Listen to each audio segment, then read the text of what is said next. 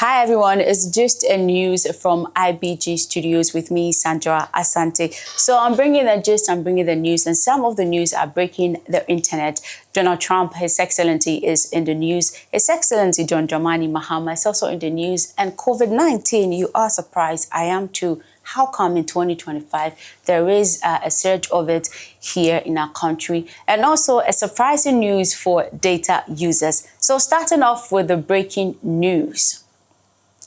Ghana's much anticipated, 24-hour economy has officially been launched. Yes, you see this policy is a tough one, tackling, economic transformation, productivity, and unemployment, the huge issue we have in our country now. And this is what His Excellency John Dramani Mahama has to say about this policy at the launch. Let's take a look.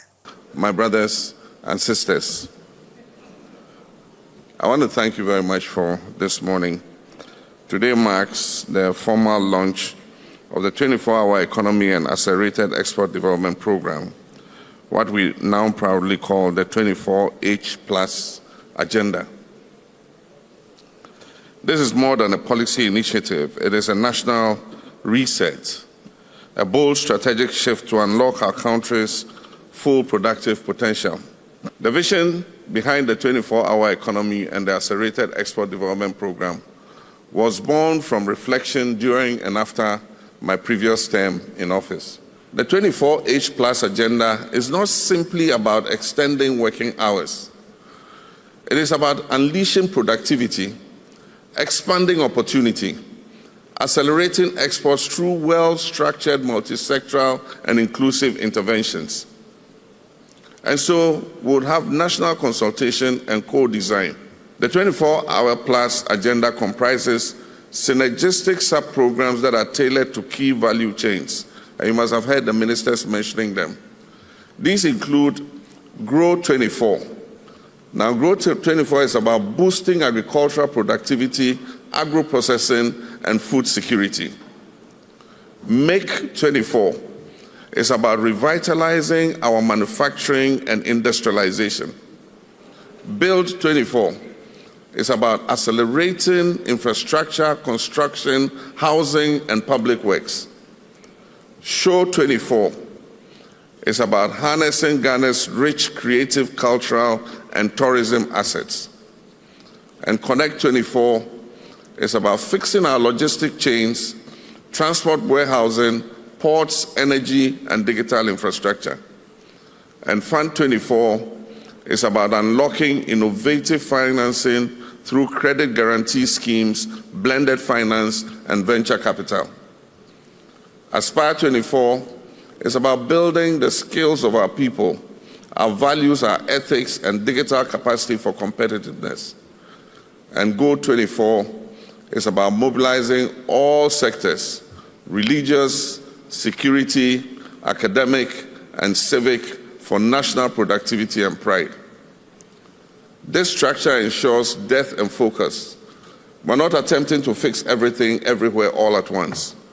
We're targeting high-impact, job-rich, and export-oriented sectors with strong forward and backward linkages. So you heard it, I heard it too. We hope that finally, evidence for sure, we will see evidence, because it's been a long time since we voted.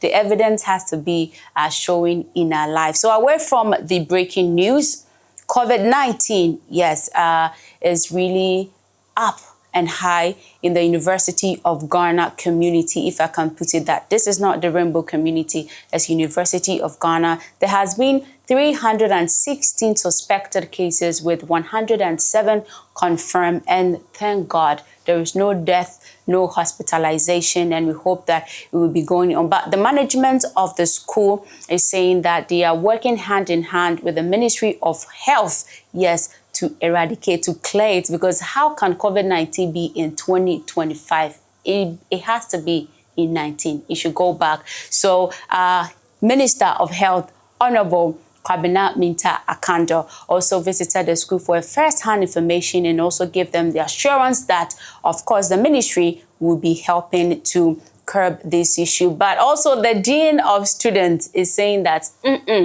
from now on, social distancing. They are practicing large social gathering. They are not practicing it anymore. There has to be spaces. There should be, because he believes that there was an artist night that brought a spike in the COVID surge in a University of Ghana. We hope that we'll be able to deal with it, and there won't be any increase in the numbers as well. So the exciting news is there has been a 10 to 15 mobile data boost officially taking effect on 1st of July 2025. And talking about 1st of July, half a new month here. I hope that this boost, you use this exciting news to step down the month. Yes, so it's giving users more value, it's giving them more browsing power and an even better connectivity. No more 30% data use. Your data is depleted.